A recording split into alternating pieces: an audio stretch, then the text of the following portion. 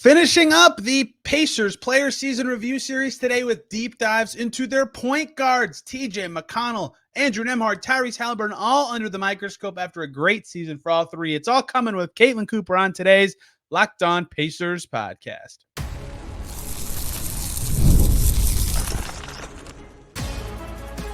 You are Locked On Pacers, your daily Indiana Pacers podcast, part of the Locked On Podcast Network. Your team every day. What up, y'all? Happy Friday. Congrats. You made it through the week, and welcome into another edition of the Locked On Pacers podcast, where we, of course, talk about the Indiana Pacers. As always, my name's Tony East. I cover the team for Forbes and SI, and today we are finishing up the Player Season Recap Series. It's the last day before draft week, which flows right into free agency, which flows into more free agency, which flows into Summer League. We're getting it at the buzzer. Caitlin Cooper and I here to talk about the point guards, Tyrese Haliburton, TJ McConnell, and Andrew Nembhard. We run through all of their 2023-24 seasons under the microscope. One stat, one over-under, and one clip to tell you everything about their campaign. And looking forward, in a lot of cases, I had the Haliburton and McConnell assignment, so you'll get a lot better stuff about Nembhard because Caitlin's the best at this. You should subscribe to her Patreon it's called Basketball She Wrote. I'm wearing her gear today. If you're here for Pascal Siakam stuff, the two episodes preceding this one are both about that. One in detail on the contract, why it made sense for the Pacers, why it makes sense for Siakam, the length, all that. That's 2 episodes ago. The one immediately prior to this is about the deal, more details, what it means for the rest of the Pacers free agency, the rest of their players, their finances, all sorts of that stuff. And I'll do more on Siakam probably like July 3rd or 4th as free agency progresses a little bit. But we've got to keep focusing on offseason stuff. And then this weekend, there'll be a bonus episode now because of the Siakam timing with the last free agency preview episode looking at the centers, looking at that specific position for the Pacers. So lots of good stuff coming, but we got to finish up with Caitlin. Great episode on the point guards today. Let's just get right to it. After an hour of talking to myself about Pascal Siakam, thankfully someone else is here now, so I don't sound like a moron yelling at myself. Back finishing the Player Season Review Series. It's Caitlin Cooper from Basketball She Wrote. We talked about Siakam on Tuesday. He made $200 million one day later. So today, Tyrese Haliburton, Andrew Nembhard, and TJ McConnell better be listening very closely. 2 of them extension eligible this summer as we're running through the point guards. Caitlin, this is a very fun group of players to talk about. They had all delightful seasons for different reasons, and I'm really looking forward to diving into all 3 of them. I'm looking forward to the aggregator tweets after this where it's like, Tony East from Locked On Pacers projects Nembhard and McConnell to get paid. Hey, look, we have the power, except we don't at all. In fact, Caitlin and I privately discussed it. I had to put the episode up early in case Pascal Siakam resigned, which happened 12 hours after I put the episode up. So that worked out great. Anyway, if you are interested in Pascal Siakam, the last 3 episodes of this podcast are for you. If you're interested in these 3 players, you're in the right place because today we're talking about some fun players who had great seasons. I had TJ McConnell and Tyrese Haliburton, who had more nominal point guard roles. Caitlin had Andrew Nembhard, who had some point guard roles, some other roles along the way, but is mostly a point guard and should certainly be in this episode as opposed to someone else. And because I don't know how to type player names in order on the side of the screen, we're going to start with TJ McConnell. And specifically, we're going to start with a stat because I think that what I'm about to say is kind of formative about his season in a way that's interesting to me and his future in a way that's interesting to me. The stat is 156.2%. Do you have a guess what that is before I say what it is? No idea. Okay. That is his increase in scoring after Bennedict Mathurin's shoulder injury. 8.9 per game pre that Dallas game. 13.9 points per game for TJ McConnell after that specific Dallas game. So to be clear, he was very good. This wasn't some fluky like he's got more opportunity and is just making it work. He did have more opportunity. I don't want to just limit it to that, but he was legitimately an excellent scorer, like very efficient, even on higher volume, getting into the lane, was the entire bench. Like for a long part of that last stretch of the season, I kept talking about this. The Pacers would win games because they would start the 4th quarter up by a certain amount of points, and it would be their bench versus the other team's starting lineup trying to catch up, and TJ McConnell would play and score so much that it would end the game right there because then the Pacers starters come back in fresh and end it. It was an unbelievable stretch, and it kind of carried into the postseason where he averaged 12 points per game. And so on one hand, this is a stat to say TJ McConnell, as the only ball handler with a second unit, was extremely effective. Huge data point for the Pacers to know with this current team that they have. Huge for McConnell to have that kind of stretch. the most valuable as a scorer he's ever been. All of his splits of shooting from all over the court are great. And yet a key player was injured for all of it. And I think how they kind of run through the middle of those things will be a fascinating thing to watch going forward, because they have proof of concept of how their bench can be the best bench in the league with him running the show. And yet they have another very good ball handler who's going to return from injury to start next season. So this isn't an anti-McConnell having the ball segment. This was a very good stat that shows he can do this. Now, how do they build from that with the players they have on their team? It's definitely going to be an interesting trickle-down effect to watch, because as you and I talked about, I think on the center pod with Isaiah Jackson and Jalen Smith, is that an underrated component of them being able to play Isaiah in lineups against the Knicks with Pascal Siakam and Obi Toppin out there, is that spacing in your head really doesn't make sense. But that's quite possibly TJ McConnell's greatest skill, is that with the basketball, he can make very weird spacing make sense, because like I've compared his game many times. It's like you're watching the song Fly to the Bumblebee come to life when he is a ball handler. So I do wonder if that's still the lineup. And because we know, if we look at certain combinations independently, I like how TJ McConnell and Bennedict Mathurin play together as a combination. But when the two of them play out there, Ben's usage typically goes up playing with TJ. Like, I think his usage is like 27% when he plays with TJ, and it's far lower when he plays with Tyrese. So I think more of the offense will likely tilt toward Ben when he returns, and I think that that's okay with TJ. I think he's fine being a facilitator, stirring the drink for the second unit. But if the ball isn't in TJ's hands as much, and you are playing a grouping that includes Bennedict Mathurin, that quite possibly now includes Isaiah Jackson as the backup center, Obi Toppin, who to his credit did shoot the three much better, does that spacing make as much sense when Ben has more of the ball than TJ does? Because that isn't something that we really saw over the second half of the season. Yeah, and you nailed something interesting there when you talked about the assists, because the scoring went up a ton, and the minutes didn't change that much. It was like from 17.5 to 19.5, but the assists stayed the same. So it's like he just had the ball a crap ton in like the same role and was still passing just as much, but his scoring was just ridiculous for the stretch. And so if he can still be a facilitator and just ease off of that, is that actually better for the second unit? I think is the question they'll have to answer with him. And I think he's still terrific if he is just facilitator guy. He earned and weaseled his way into the role way before he had to become a scorer when Mathurin got hurt, right? Like he clearly proved throughout the season, like, I have to play every game. You cannot sit me out of these. But that scoring jump is enormous. And I would have just kind of written it off as like March NBA.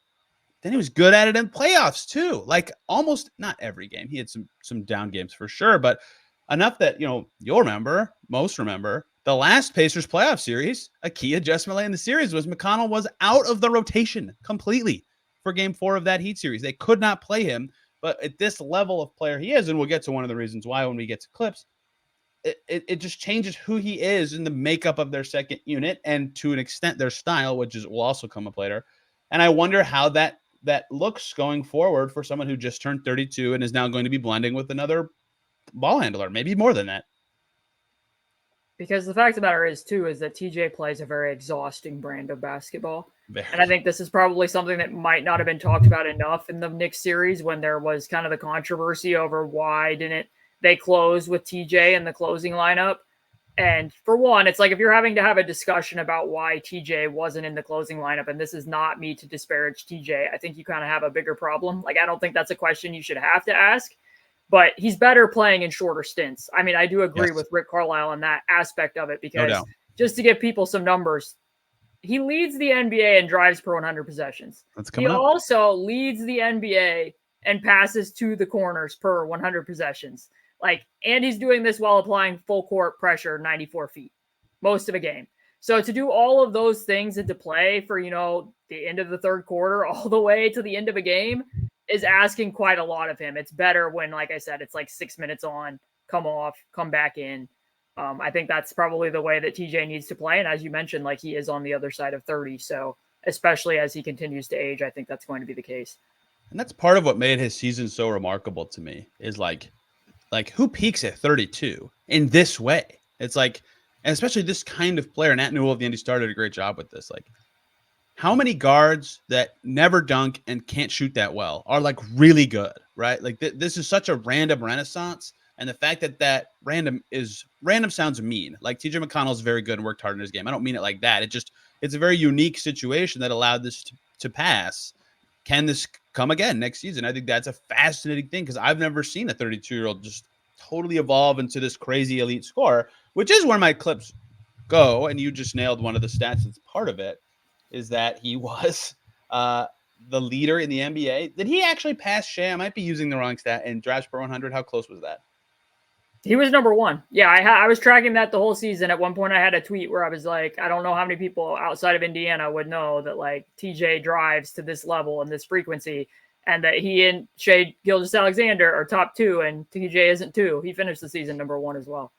So the clips are drives / isolation plays because he more than doubled his isolations volume. And I think that part of what makes him such an effective player and scorer, if you look at his shooting splits, he's always been good at this random like 6-foot shot, but his finishing around the rim this year too, 74% by far career high. And so he doesn't make every shot in these clips, but just any kind of defender. Jaden McDaniels in the first one, all the way to the rim for a bucket. Jamal Murray in the third one, draws a favor easily. Against Dante DiVincenzo to the playoffs, blows right by him, gets all the way to the rim. We know TJ McConnell can drive and do it at high volume, and it's because of this stuff. I wrote this whole story last year about how he nashes, how he has this weird change of gravity, all this sorts of stuff that it looks so innocuous, and players know it's coming. This is what TJ McConnell does. He does it more than anyone in the NBA, as you said. He gets to the basket, he drives. And yet no one, good defenders, bad defenders, weird defenders, even defensive schemes that have bigs behind the point of attack defender, he gets all the way to the rim. And that is what dictates and influences, one, a good isolation scorer, which with his field goal percentages inside 10 feet, as soon as he gets below the free throw line, he's a threat. He's a great passer from there. It stirs the drink of the defense. The drives, and specifically the isolation drives, not requiring a screen, he is the straw that stirs the drink of any lineup he's in because of that sort of ability to just get by anybody in any random situation. It doesn't require a set. It doesn't require an action. I think that is, in particular, what made his peak so impressive this past season. I think it's a combination of things because he's very good at staying lower than his defender. So against a guy like Jaden McDaniels, who does have a little bit higher hips, TJ is going to be able to turn the corner there. Also, I know Tyrese has mentioned it, but it's very true. TJ likes to attack baseline quite possibly more than any guard ever. Like if you run pistol, he's going to get 2 feet in the paint. And because of that, a lot of defenses are geared to, take that away. So if you send him middle, that's what they're actually reverse that. A lot of defenses are sending people that way. They're not used to players who are that effective at going baseline. So if you send him middle, that's what defenses are. So that aspect of it. And then he's very good at using the Nash hip swivel in addition to actually nashing under the basket. He uses a lot of little sleight of hand tricks where, he might slightly fake a handoff to turn the ball downhill.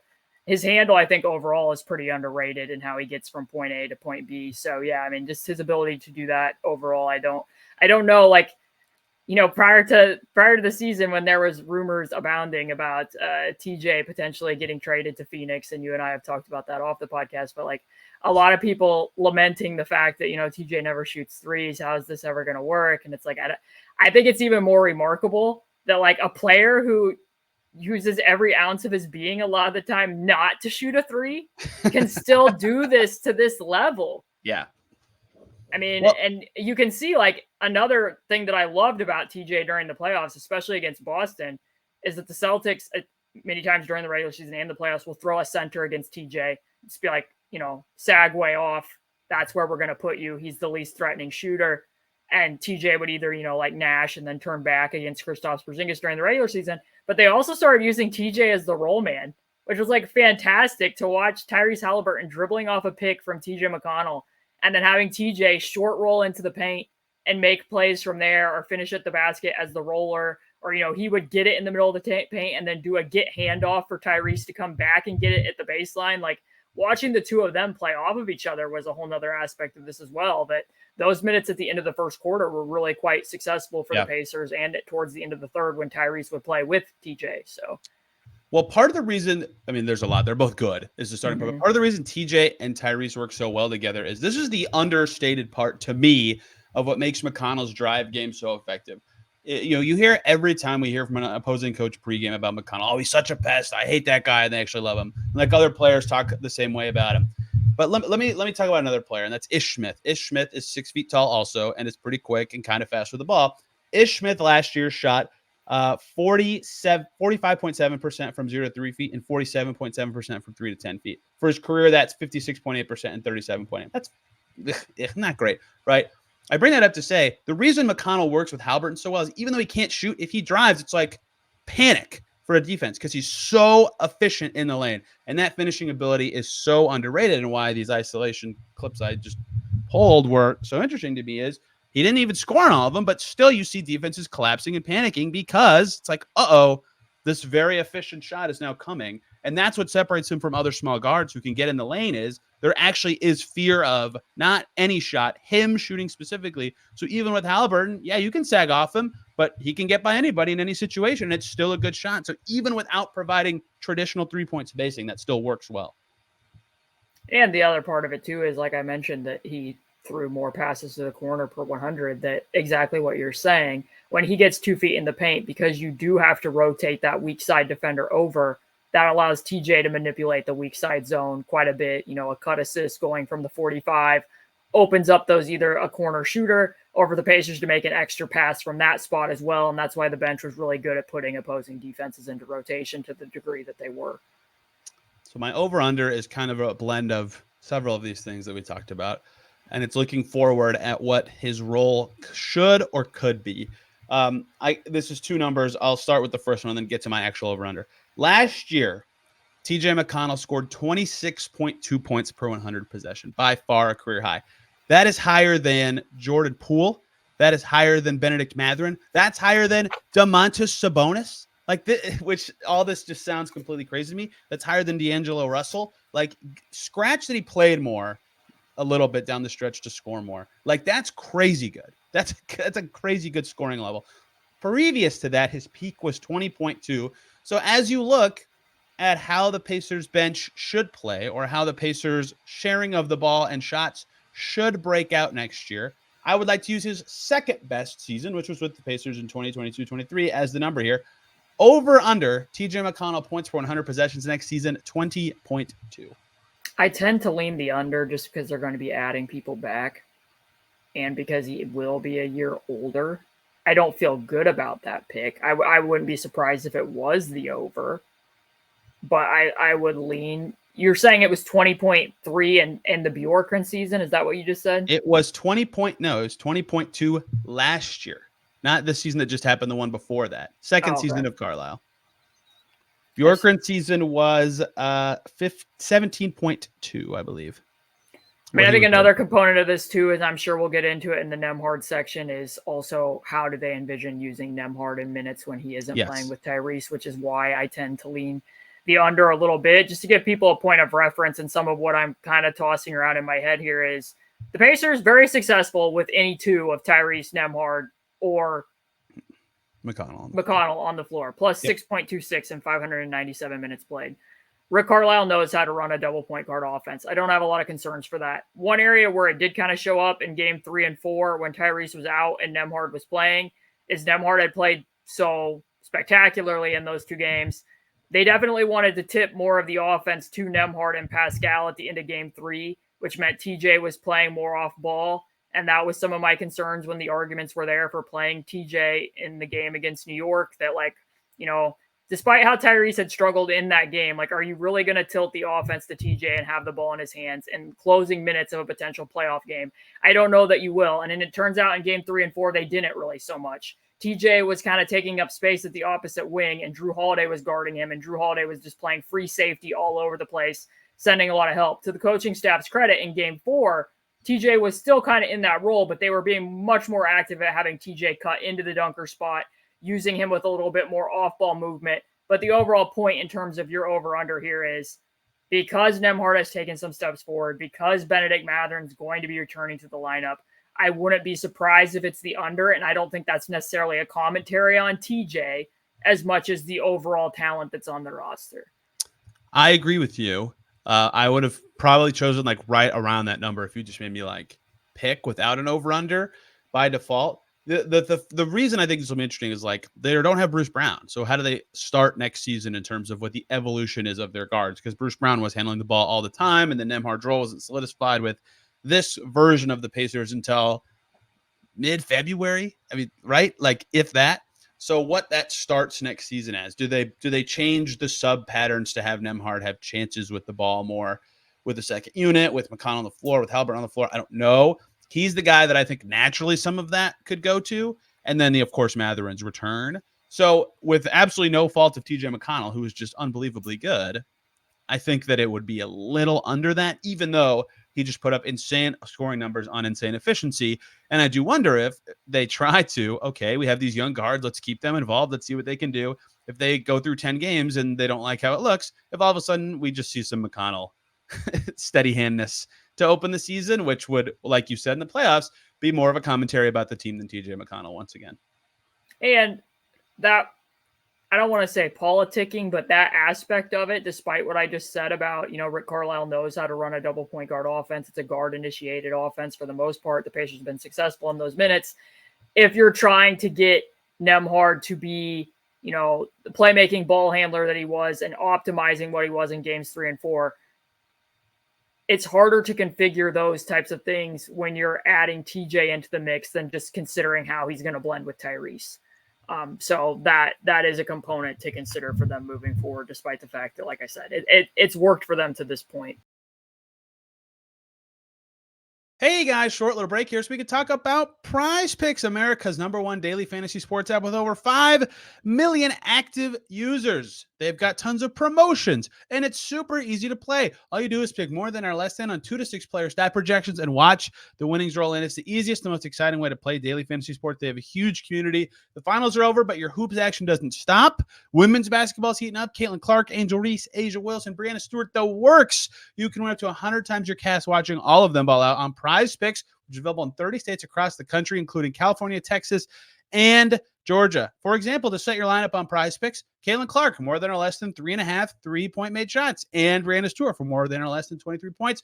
Or if you're a baseball guy, Kyle Schwarber for more than or less than a 9-hitter fantasy score, etc. All sorts of that. You can turn $10 into $1,000 with the right skills. So download the PrizePicks app today. Use the code LOCKEDONNBA for a first deposit match up to $100. That's code LOCKEDONNBA on PrizePicks for a first deposit match up to $100. Pick more, pick less. It's that easy. That's a good segue right to Andrew Nembhard.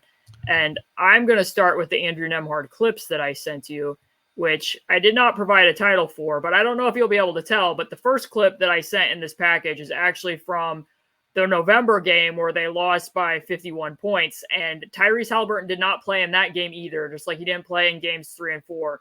The difference you're going to see, though, is Derek White's guarding Andrew Nembhard. He ducks under that screen. Nembhard's getting into the paint. He gets off the ball, gives it to Aaron Nesmith in the corner. And as he relocates, he actually turns his back to Aaron Nesmith as the ball handler, doesn't have eyes on where the ball would even be. And in that game, I think he finished with 14 points and only 3 potential assists. He saw several unders like what we're seeing in this clip. Again, whenever Tyrese was out, he saw a couple unders in game 3 as well, but Drew Holiday's guarding him in this clip. Andrew immediately gets off the ball, similarly throws it to Pascal Siakam at the top of the key. But this time you're going to see that the whole time he's looking at where he just passed the ball. As he relocates back out to the arc, he's getting it and he's immediately looking to attack Drew Holiday in that closeout. The only time he glances away from the rim is for the very deliberate purpose of shifting the defense so that he can regain access to the rim where he ends up finishing the layup. Likewise, from game 4, Derek White ducks under Myles Turner's screen. Andrew Nembhard, as he's known to do, very much wants to use his physicality, does a bump and go to actually beat Derek White to the spot on that under and then regain access to his floater when he's getting there.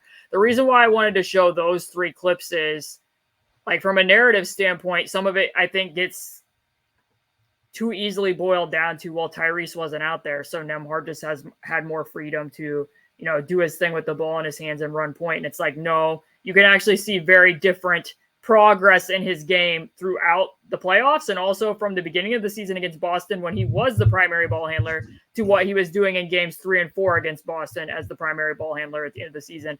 I don't think that was all directly a commentary on him. I think some of it was I missed the entire preseason because I had a kidney stone, and that messed up my float at the beginning of the season. And then, oh, hey, I hyperextended my knee. And then after I got back from hyperextending my knee, I had the back soreness, and it very clearly impacted my handle for a portion of the season. But when you're thinking about it and you remember that during the in-season tournament, Nembhard played 4 minutes against the Boston Celtics. Like, TJ McConnell had usurped him as the backup point guard. He wasn't even in the regular rotation. When they played Milwaukee, he came in, I think, with like 4 minutes to play in the first half, and then ended up having somewhat of an impact against the zone.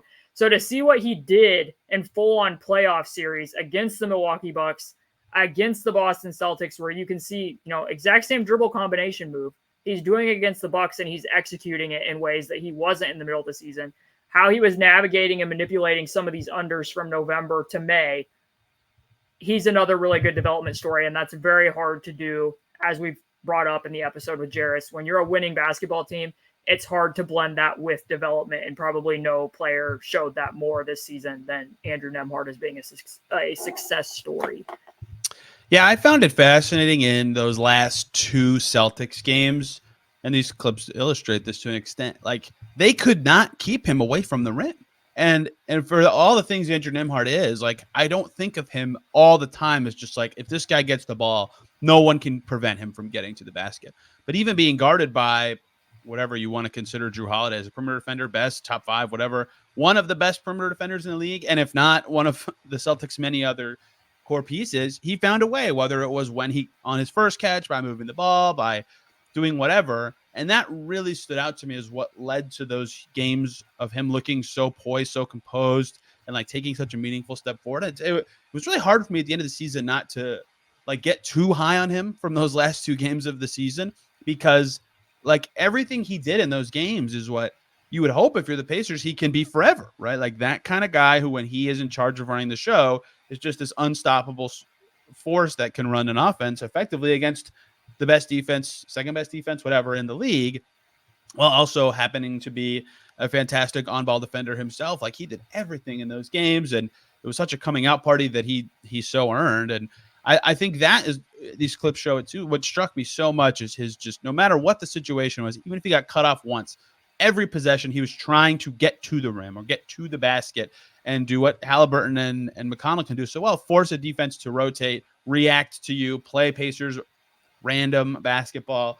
And he did such a good job of that in a way that I don't think I'd ever seen before. He did it against the Celtics in the playoffs. Like that was very remarkable to me.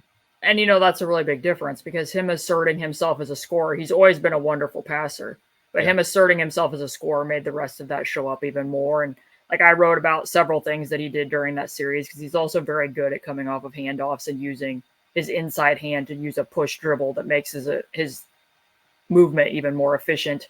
He did that a few times. And then, like, when I was mentioning him play with TJ at the end of game 3, like, Drew Holiday was roaming all the way off of TJ, and Andrew still split between that help and ended up drawing a foul at the rim. So it is a lot of the things that you're mentioning there. And he ended up averaging 15.5 potential assists, 9.1 for the entirety of the playoffs, but 15.5 in those 2 games against Boston. And like you said, this is a team with a very sound defensive foundation. And obviously there were some hiccups at the end of pretty much all of the games against Boston that I'm sure that if they could take back, they likely would. Some of, explaining the inexplicable type of things.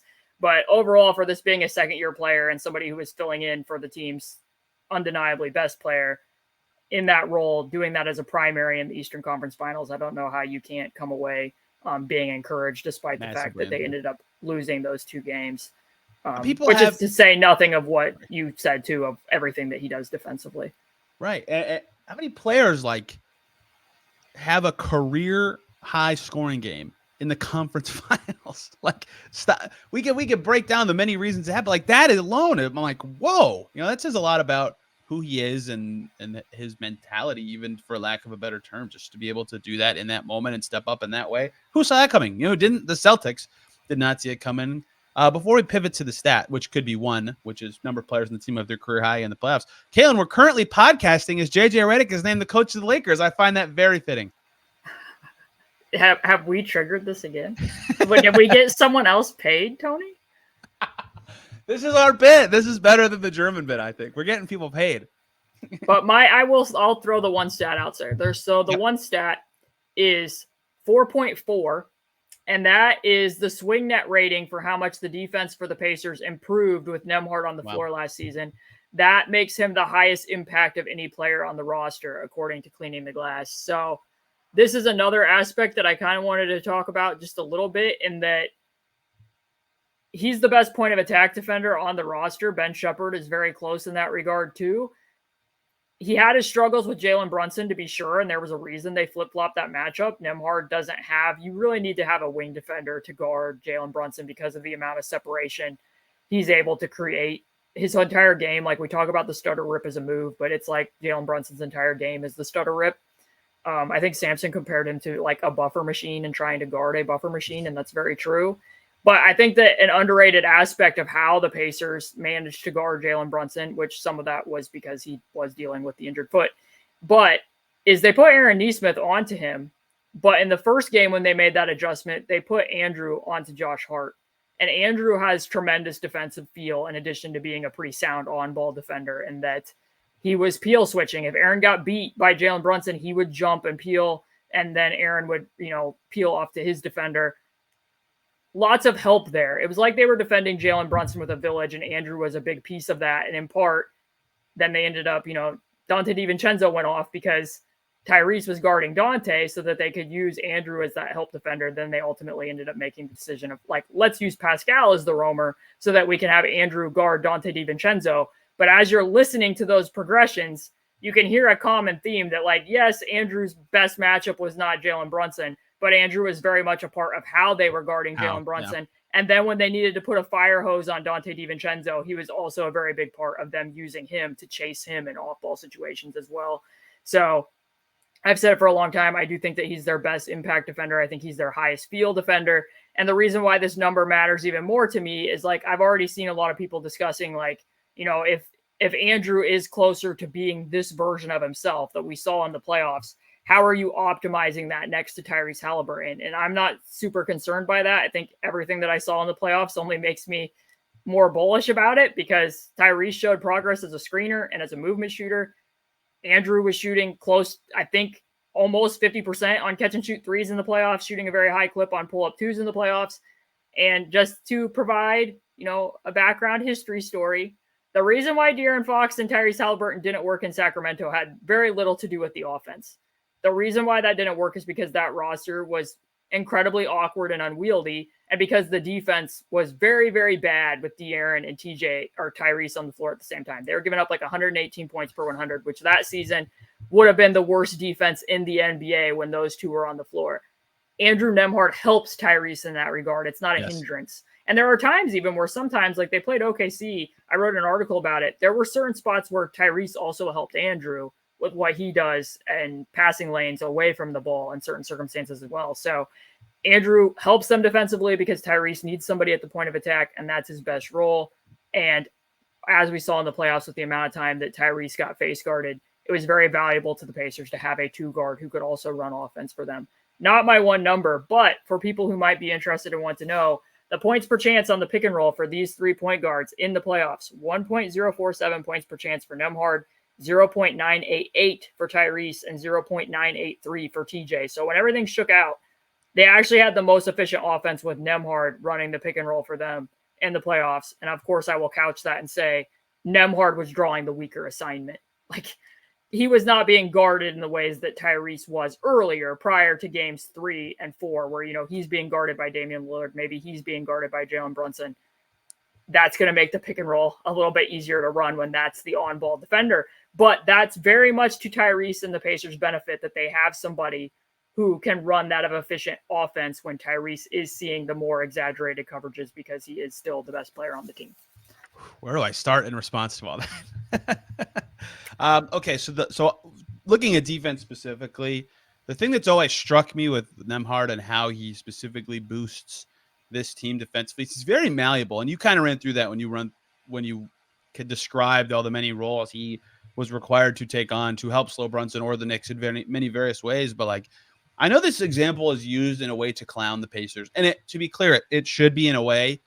But it says a lot, too, that they determined he was their best matchup for Lauri Markkanen in that one game. Like, he can do that kind of stuff. It's not something you want to do for 48 minutes, but it's fine. Like, he can guard, pressure the ball, he can chase shooters, all that stuff matters a lot. And when it helps Haliburton, it's even better. But that means a lot to their versatility when they can, especially when he's paired with Nesmith, put him in many different assignments or many different roles that boost the team defensively. That's always struck me and felt important to me, and why he's such a high impact defender. My joke response would have been Caitlin.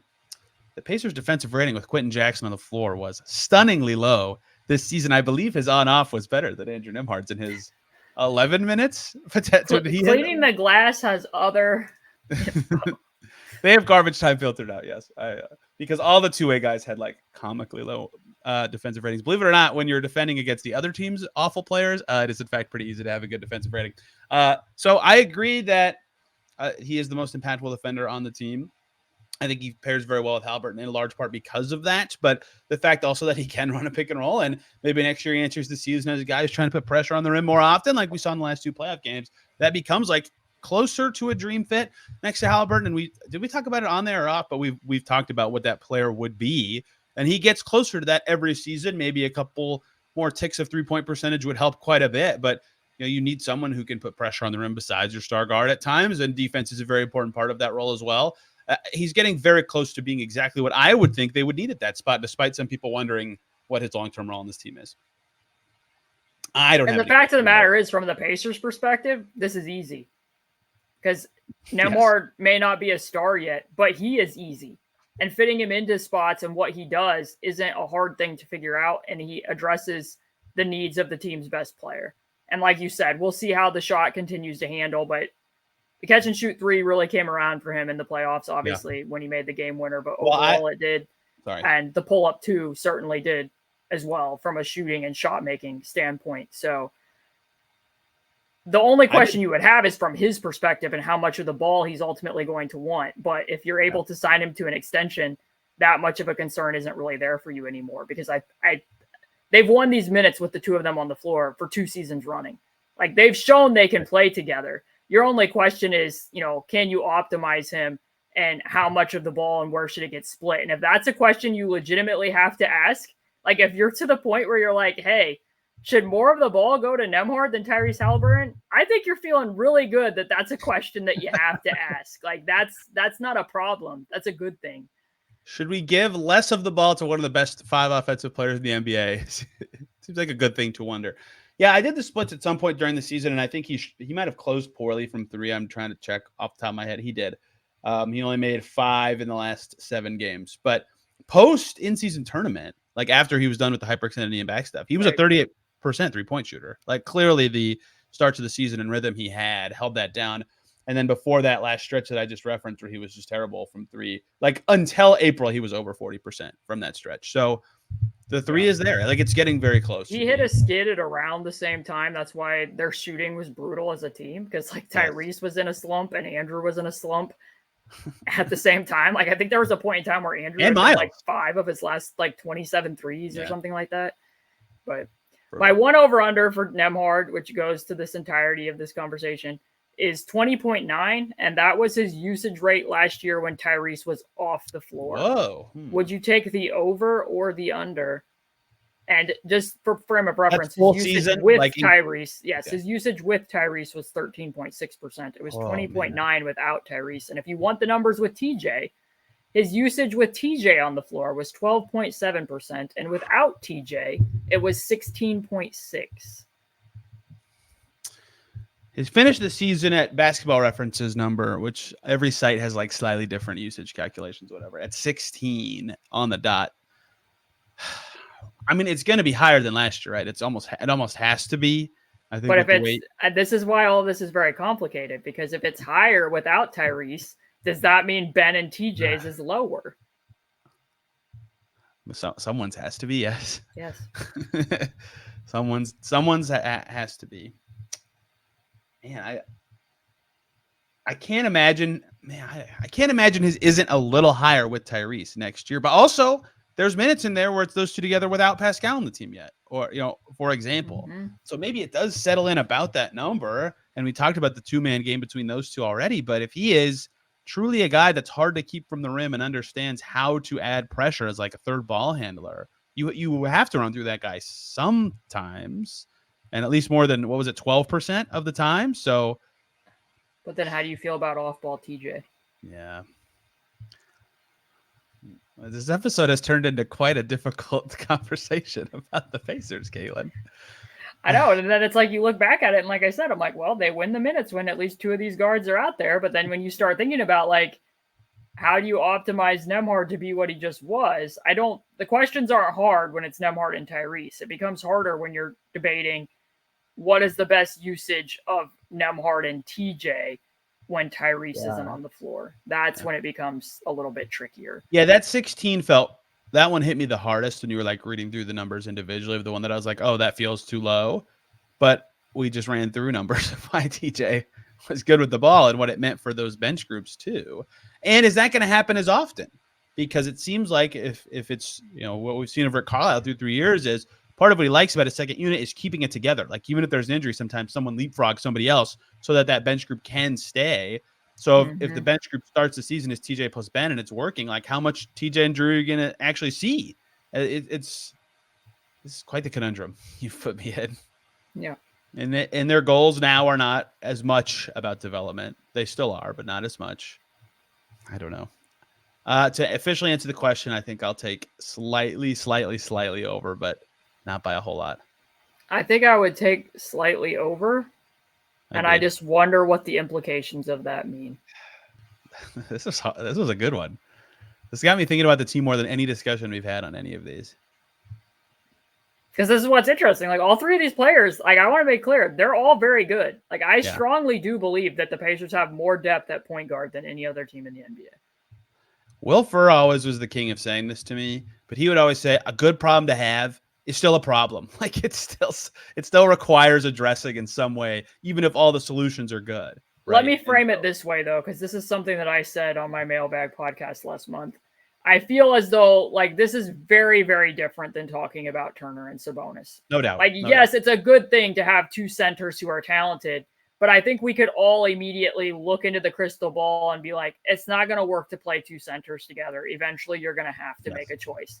It's much easier to play 2 point guards at the same time, especially when one of them is a very malleable, talented defender, than it is to play two bigs trying to find elbow room when neither of them are rangy defenders.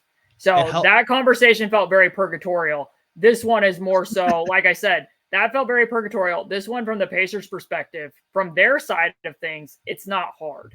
It only becomes hard once you're trying to balance who's staying on the team, signing people to extensions, what motivations. And like I said, I don't like using the word politicking, but how you balance the needs and wants of the players on the team. Purgatorial, man.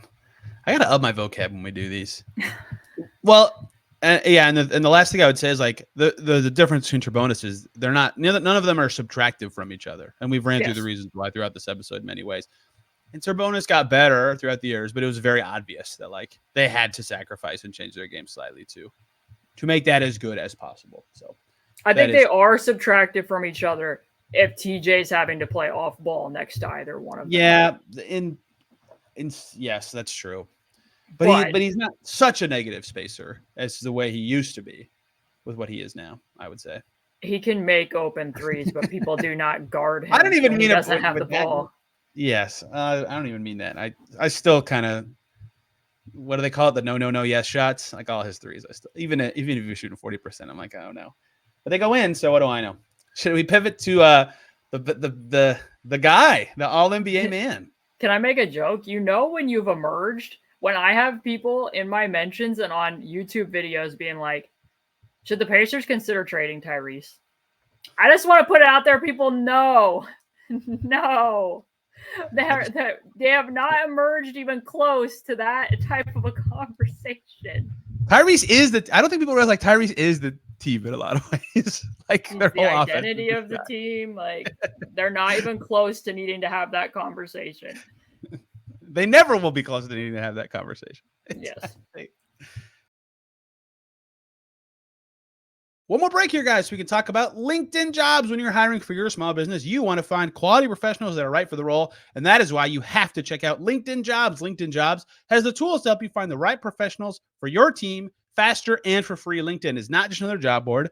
It's a vast network with more than 1 billion professionals, which makes it the best place to hire. It gives you access to professionals you can't find anywhere else, and LinkedIn does all of that, making that process easy and intuitive. Hiring is so easy when you have that many quality candidates. In fact, 86% of small businesses get a qualified candidate within 24 hours. LinkedIn knows small businesses are wearing a ton of hats. They might not have the time or resources to hire, so they are constantly finding ways to make the processes easier on LinkedIn. They just launched a new feature, for example, that helps you write job descriptions, making that process even simpler and quicker. 2.5 small businesses are using LinkedIn for hiring. Yours could be next. Post your job for free at linkedin.com/LockedOnNBA. That's linkedin.com/LockedOnNBA to post your job for free. Terms and conditions apply. I'll spoil this now. I always think about what August project I want to do on this podcast. Last year was a book club. A couple years ago, I went back and watched the 2000 finals, went game by game. This year, I want to do the best seasons in Pacers history, mostly because I want to see where Haliburton's year just stacked up, because I think it's pretty dang close to the top.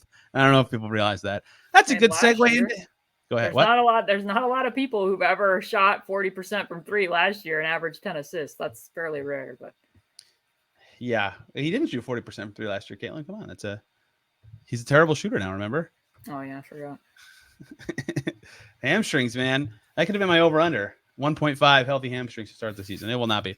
All right, Tyrese Haliburton, extremely good player, wonderful season, and yet his season, when I look back on it, I will always think of this as like really 2 or 3 seasons for him. Right.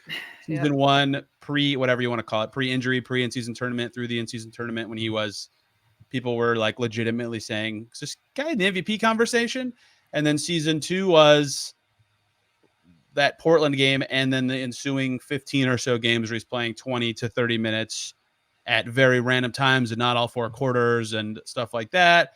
And then season 3 is post-injury, still limited, but slowly getting better from late February to the end of the year. And then in the playoffs, he was the week off before the playoffs was really helpful for him, but still, like, he's finally come around to admitting it a little bit, right?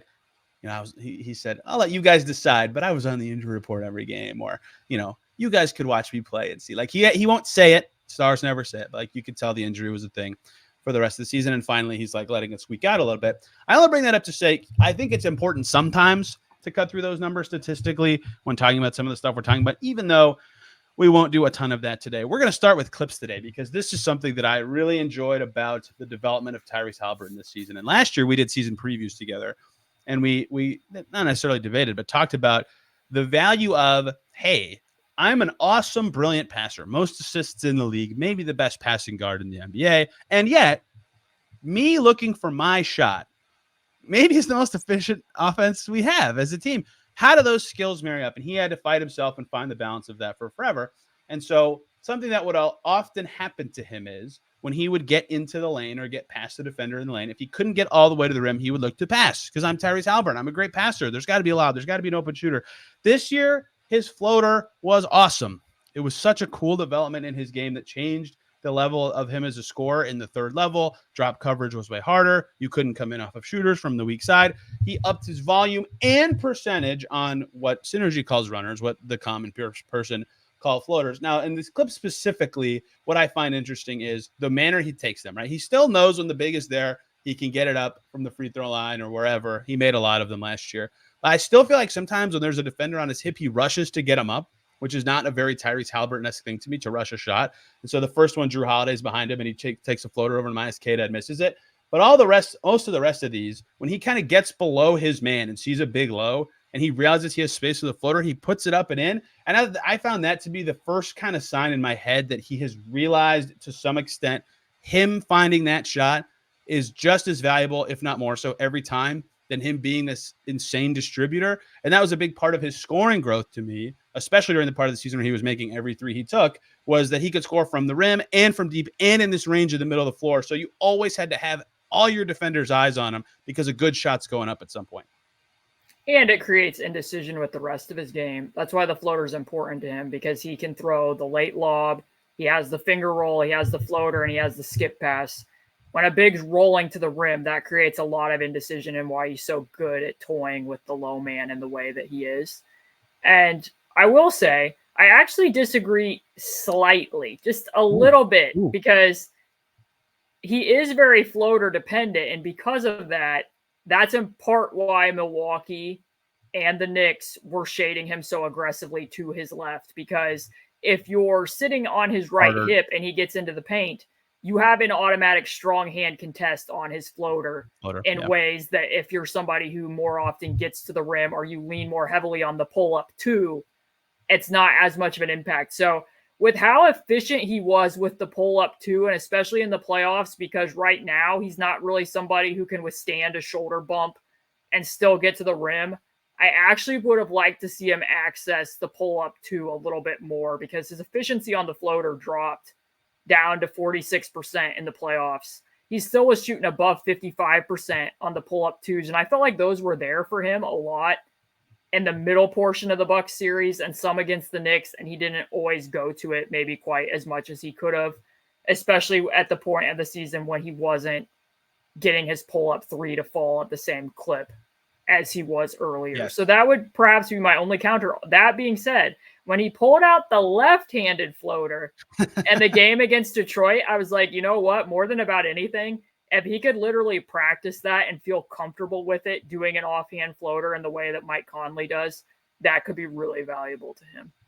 So it felt like to me in that stretch where he just couldn't buy a three at all, whatever it was, March, February, whatever, that compartment of the season, to go back to being cut up, that two you're describing was like his ticket out of it sometimes. Like he was still hitting those at a good level in a way that was meaningful. And that shot was new-ish to him, I think, or at least in my head. He took a lot more of them in this year. And if that's another counterbalance to getting cut off from deep end the rim, that's valuable. To your point about sitting on his right, like you can see in one of these clips, he's being guarded by Keontae George. He's on his right side, and Haliburton keeps his dribble, the snake, in front of him, so he's off his right hip. He can get it up. And I'm sure you remember, because you have the Rick Carlisle memory of every shot. Do you remember the one he tried to hit the game winner against the Raptors, and he took the floater from the left wing with a defender right next to him on his right side, and he had to rush it because it was going to get blocked, and he claimed he got fouled, and he didn't, and he tried to bank it, and he missed it long, right? Like, if that is part of it and the lefty floater is there, Indy legend Mike Conley, get in the gym with him, man. We need some teachings here. Exactly. But that shot, I still remember it to this day, because I remember him thinking he got fouled, and I watched it back, and I was like, I don't know about that. But it was a very unique floater that he went to, and he had space for like just a second because the defender was on his right side, and he shot it with his right hand. I mean, and another aspect of this when we're talking about these two guards is that he had a game winner that was a floater, where he basically made through a pinhole, thought Chris Middleton was pressing up on Pascal Siakam so that Patrick Beverley could go under. He recognized that, rejected the pick, and then split with Patrick Beverley, forcing him left, got into that tiny space and made that shot. And like, just for people's reference, when we're talking about like into game execution and sometimes nitpicking what gets run or doesn't get run, and I'm as guilty as that of anyone, but like the Pacers tried to run that exact same play with Andrew Nembhard in games 3 and 4 as a sideline out of bounds play, and they did not get that shot, which granted, that's the difference somewhat of Boston's defense as well. Boston wasn't trying to duck under. They were just like, hey, we'll just switch Jaylen Brown onto Andrew Nembhard, and then Andrew had to self-create in that situation, whereas Tyrese had a lot more momentum getting downhill. But when we're talking about his floater game, that is going to be etched in my memory that Tyrese does have a game winner that was a dominant right-hand floater with Patrick Beverley on that side of his body. A signature shot, if you will. And it's not, I don't know if you would call it that, but I would. Because this year it went down, I think, because his burst was not as there with his hamstring all the time. But like he's been a 70-ish +% rim guy his whole career. He can shoot 40+% from deep every season of his career and at Iowa State, except this year. Like, I buy that the injury held those percentages down. So if he can score from literally everywhere, what do you do? Like, what is the move to defend this guy? And I think teams figured out that there isn't really one last year, and that's why that shot was so, like, I always go back to Karis LeVert with the floater because it felt like he was too floatery, but it made him harder to defend when teams were so like afraid of that shot popping up. Let's move to the downside of the floater, if you don't mind. My stat for you, and my next kind of thing I want to know how Tyrese Haliburton can get better at this. My stat is 0. That is number of All-Stars. Tyrese Haliburton had a better free throw rate than last season at 21.7. In fact, his free throw rate ranked this could have been the stat. 131st in the NBA, among the worst, if not the worst, stars at drawing fouls. People will cry foul, talking about refs in their car, in their cubicle right now, whatever. It's not a ref thing. He does not draw fouls very well, and that is typically a star-ish thing, is getting better at that. Like even Steph Curry, whose average shot distance is insanely far, had a higher free throw rate than Tyrese Haliburton last season. He's got to find a way to take a small next step forward as a scorer type to get a little bit more contact drawn, because he's an amazing free throw shooter, and that's big for every star. And that is kind of the next evolution to me, because he doesn't do that at all hardly right now.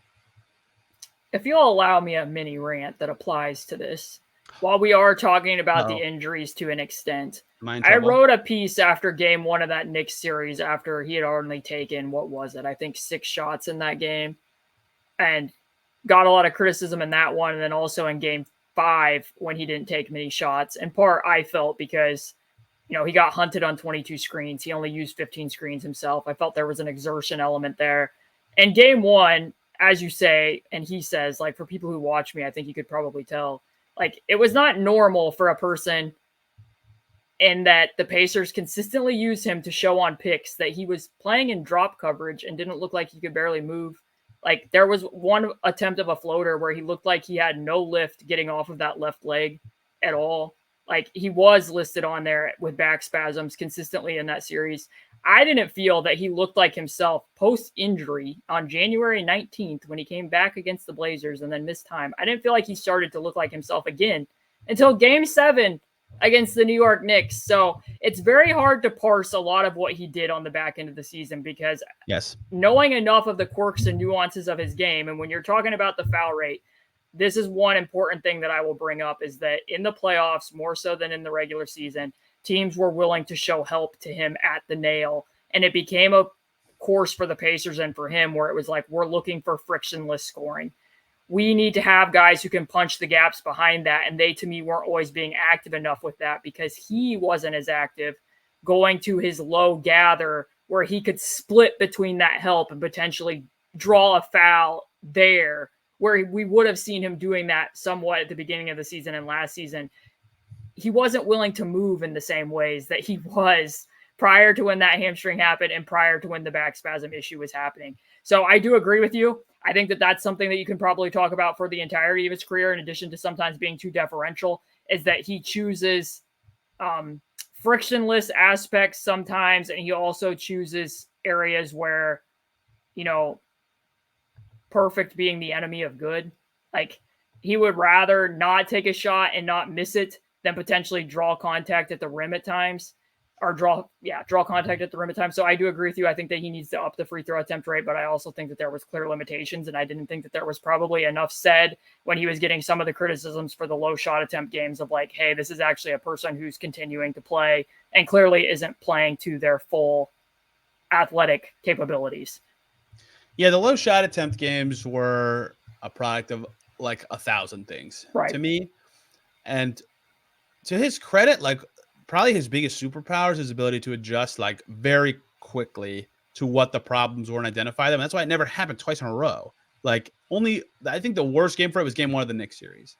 Game 1 of the Bucks series, I get it. Game 5 of the Knicks series, I got it. Game 1 of the Knicks series, I was a little more confused, but there's just so much that went into those, from the way they were covered. And even then, though, like I said, he was playing in drop coverage. It's a 6'5" guard. If he's having to do that, he's not moving to his full capability. Yeah. And they had a chance to win that game. It was stolen from them by the NBA, Caitlin, clearly. As I've forgotten. It had nothing to do with giving up a missed free throw, offensive rebound to Josh Hart, or gambling on a Isaiah Hartenstein drive. Thievery. In the playoffs, his free throw rate was 9.3%. I mean, again, we just ran through some of it, but like, that's very low. His drive rate also decreased. His drive rate was like 17.7 during the regular season, 14.2 per 100 in the playoffs. So, yeah. I get that the type of player he is, he will never be a very high free throw attempt rate guy, but it's going to have to be 25, 26. I mean, he's a great free throw shooter. He's a great finisher. Like, it's got to up a little bit. Okay. This question is a bit about Tyrese Haliburton for my over-under and a bit about the Pacers being a very good offensive team again next year. And if they're a very, very good offensive team again next year, I think they're going to win a lot of games again next year. Last year, he was not first among players with 15-plus minutes. Let me be very clear about the stat I'm using. Team's offensive rating with player on the court. Not his offensive rating, the team's offensive rating with him on the court. He was second. Over under 2.5 players who finish ahead of him next year in that stat, because if he's in the top 2 or 3 again, the Pacers are going to be very good and just fine, despite many other things we talked about during these episodes.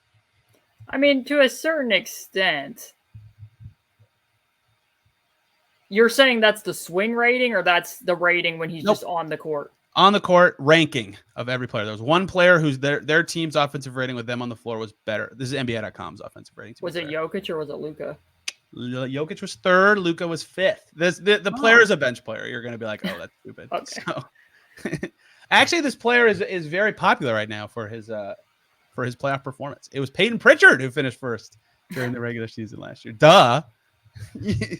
But regardless of the answer, I'll let you pick it a second. If he's top 3, there's a lot of stuff to quibble with about the Pacers, where they're headed, what direction they're in. Can they be better next year if they run it back? They will be very good if they are still one of the best offensive teams ever with him on the floor. Like, we could go through all this stuff, but like, that's everything of their team to me. He is their team, their identity, why they play the way they do, why every other player is better playing with him. If he's still that guy, which I have no reason to think he won't be, if he's even better than that, and it's the best with him on the floor, they'll be fine. They'll be great. What was the number, do you know, once they started the new starting lineup? That is a great question. I can do some date searching really quick, but not off the top of my head, no. I'd be interested to know the ranking number. Yeah. I'm on the team page. That won't work. He is not the Indiana Pacer. Well, I mean, the fact of the matter is, it probably doesn't matter that much, because, they still had a top 2 offense in the playoffs, and that's what lineup they were starting. So I can't think of a lot of good reasons why the offense would have a significant drop-off. I can't either, and my number would be under. I think it'll be top 2 next year.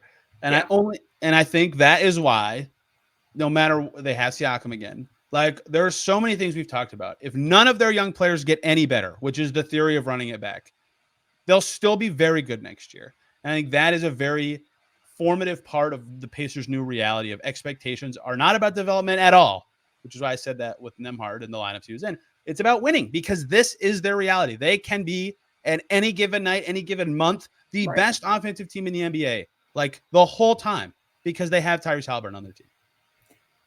And can I just add an addendum to this? Because I think we're on the same page. Yes. In that, if you just looked at the overall talent of the Pacers, would you say they have top 10 offensive talent? No.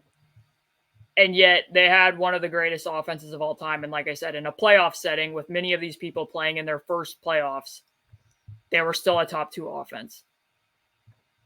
Like, some of that is coaching. It's Tyrese's brilliance, but some of that is coaching as well.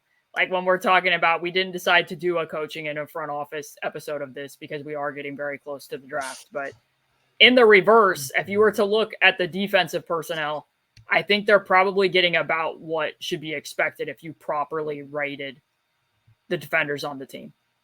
If you were like, do you think they have bottom 10 defensive talent? No. Close, but no. Yeah. So they're probably getting about what should be expected there, or at least they did once they started starting Nembhard and Nesmith. So this was quite a funny query you've put me through. So then when they changed their starting lineup on February 4th, 4 of the top 6 individuals are Pacers players. So Haliburton is technically 4th, but 2 of the guys ahead of him are also Pacers starters. So 3rd, though, maybe under the 2 ahead of him. 1, Joel Embiid. Okay, that makes sense. He's very good. The other one is Bobby Portis for some reason. Was apparently very important to the Milwaukee Bucks for the last 2 months of the season. Ben Shepherd is 7th. Aaron Nesmith is 9th. I'm quite enjoying this exercise now. Anyway, the whole thesis of why that was my number was, as I've already said, if they are still the best or second best offense in the league, they'll be just fine. Yep. even if a lot goes wrong.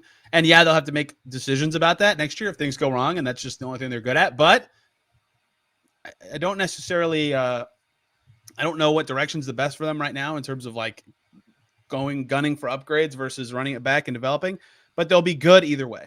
And I think that is why. What a happy place for us to end this Tyrese series on.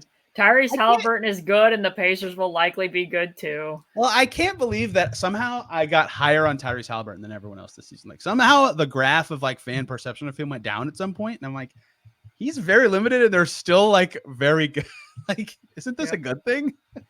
They just made the conference final. I mean, and that's really the thing of it too, because I mean, I pointed out on the Pascal podcast that we did earlier this week that they outscored opponents by 9.7 points per 100 when Pascal and Tyrese were on the floor. They won the minutes in every series of the playoffs, including against Boston, which, yes, that's like 53 total minutes, but still won them with Tyrese and Pascal on the floor. And like I said, I don't really think that Tyrese started looking closer to the full version of himself until Game 7 against the Knicks. They have not played an entire season together. They did not have a training camp together.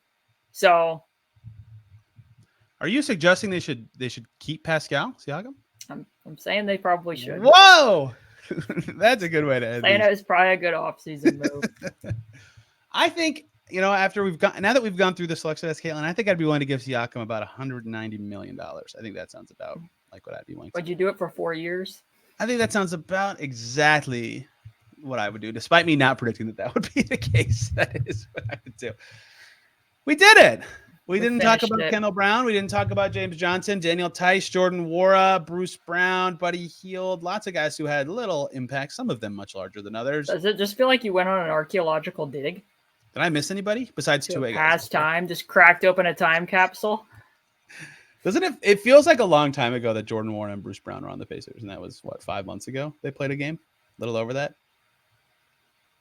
Bruce Brown played some of his best games. I think he played better games against the Pacers maybe than for the Pacers. That is very possible. He had a lot of stuff to say to the bench at times when they were playing in Toronto. I don't think I missed. So did TJ when Bruce tried to go under.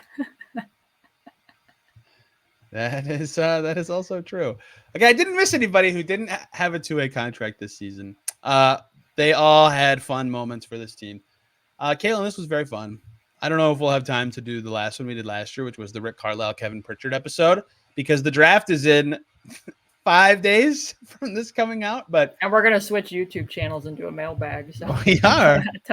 Maybe we could talk about them and that. So, yes, that would be the first thing to say. One, we do have another thing coming on Caitlin's side of things. Two, speaking of Caitlin's side of things, my bad clips and her amazing clips with much more commentary can be found where, as you are also doing more detail on every player. Twitter handle at C2_Cooper. Link to Patreon is there, patreon.com/basketball she wrote, where I embed these videos. And then with the embedded video, I'm doing extended blurbs and adding in more commentary on each player. So yes, one more of those coming out whenever this gets released. Remarkable. June 21st is when we got this done, and we did them fast. That is how long the Pacers season went. Highly recommend subscribing to Caitlin's Patreon. Oh, I have the shirt on. I didn't even notice. I have the shirt today. I forgot to do that at the beginning. I will do it in the intro I record after we do this. You can also buy gear there, like the shirt I'm wearing right now. I'll be back sometime over the week. Oh my goodness, I knocked my camera over. I'll be back sometime this weekend to talk about the last free agency position preview episode I have to do, and then next week's draft week. So lots of draft talk coming with people who actually cover the draft, because I have done about 0 seconds of legitimately in-depth draft work this year, which is a big change from past seasons. Caitlin, I hope you had fun with these. I did. Hopefully people enjoyed listening to them. Didn't get too tired of me occupying spaces on the Locked On Pacers YouTube channel. Hopefully the comments aren't like, thank goodness she's finally done with this stint. Most of them are like, this should be the permanent host. You're going to get me fired, Caitlin. You're that good at this. Smaller. I'm better in smaller doses. What does that mean? You get a few special episodes. Once in a while, I record one with Jenny Busick, and then you don't hear from me for a while. I'm looking forward to Caitlin's analysis of whoever the Pacers happen to draft next week, depending on what picks they make. So that will also be on her Patreon. Thank you all for listening to us go through this whole series. Have a wonderful day. See you very soon.